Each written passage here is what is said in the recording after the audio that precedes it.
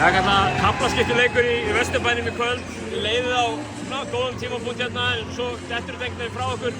Hvað er að gerast, Kristín?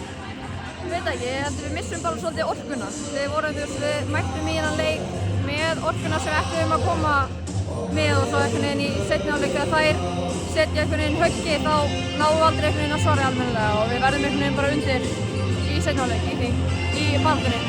Við vinnum alltaf bikar fyrir ekki nema 3 dögum. Svolítið hart að vera að spila 3 daga eftir að vera að spila bikarúrslitaleik hérna.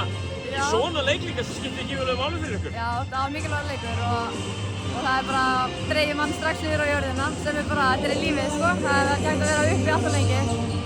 En það var ein æfing og við ætlum að koma inn í leik og ætlum að vinna leik en já, við gerum ekki nóg.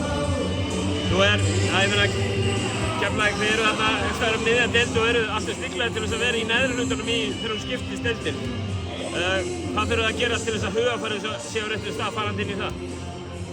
Í rauninni er þetta bara, þessi deild er mjög jöfn. Þetta er bara, þetta eru 10 góð lið, þetta eru allt samkeppnishæf lið og í rauninni skiptir í engu máli hvort við séum í efri eða neðri hlutanum svo lengi sem við erum í topp 8, skilur. Það fara allir út í keppnina.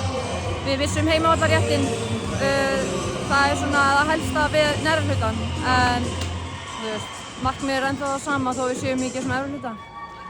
Kannski svona svo ég bæti við challenge að vera fyrsta liðið í sögunni til þess að vinna titilinn úr neðri deildinni. Já, við erum bara til í það challenge. Það ekki? Það er ekki flott að hafa Keflavík bara neðri hlutanum að taka svo þetta bara á endanum. Það er alveg geðvægt. Kæra þakkir Katla og gangi ykkur vel. Já, takk.